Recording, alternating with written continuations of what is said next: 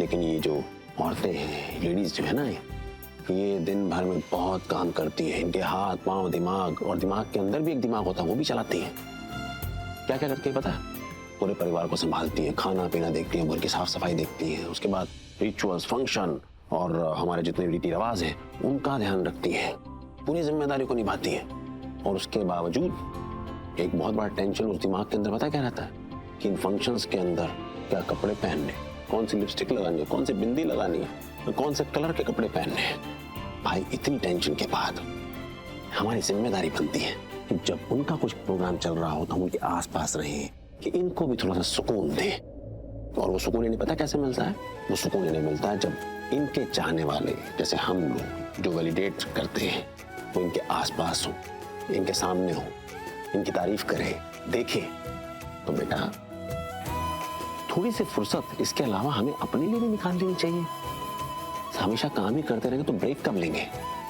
तो बेटा अपने प्यार को, अपनी मोहब्बत को जरा दिखाओ, एक्सप्रेस करो अपने लव को। समझे? समझ गया दादू। क्या समझा? समझ समझ कर समझ को समझो, समझ समझना भी एक समझ है। और समझ समझ कर जो ना समझे मेरी समझ में ना समझ है। हाँ, ना समझ बच्चे एंजॉय कर, समझा? और बेटा ये एंजॉयमेंट मिलेगा सिर्फ परिवार के साथ। काम का क्या है, एक जाएगा दूसरा आएगा, दूसरा जाएगा तीसरा आएगा, चलता ही रहेगा, ये सिलसिला है। लेकिन जो परिवार है ना, सबसे बड़ी पूंजी है। इसके साथ जो वक्त हम बिताएंगे ना, वही सबसे इंपॉर्टेंट। और जो हम काम कर रहे हैं किसके लिए कर रहे हैं? इन्हीं के लिए तो कर रहे हैं।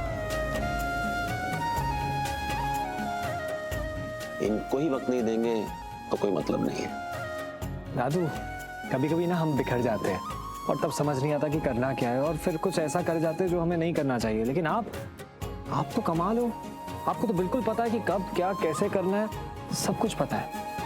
आप महान हो दादू। लेकिन आपको इतना अच्छा बनाया तो बनाया किसने? मेरी माँ ने। मेरी परवरिश में मेरी माता रानी का बहुत बड़ा योगदान है, यानी कि तुम्हारी दादी। बेटा मेरी माँ ने मुझे परवरिश दी, संस्कार दिए, लेकिन उसके बाद जो बहुत ही इंपॉर्टेंट पार्ट है मेरी जिंदगी का, वो है तुम्हारी बड़ी दादी, यानी कि राखी जी। उन्होंने मुझे जिंदगी में रिश्तों के साथ कैसे जीना है, उन्हें कैसे निभाना है, परिवार को प्यार कैसे देना है, ये सब सिखाया है। और ये जो प्यार का आदान प्रदान है ना, इसी को रिश्ता कहते हैं। यानी कि मैं उन्हें एक मायने में कहूँ तो गुरु मानता हूँ, लव गुरु। तुसी ग्रेट हो दादू, ग्रेट हो। लेकिन आपको और बड़ी माँ को साथ में देखकर ना ऐसा लगता है कि शादी तो करनी चाहिए, बहुत अच्छी चीज होती है। लेकिन आप प्लीज हमारे लिए विश करो कि मेरी और पलकी की जोड़ी ना ऐसी बनी रहे।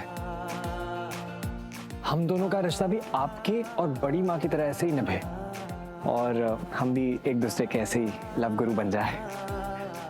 तथास्तु पुत्र, ऐसा ही होगा।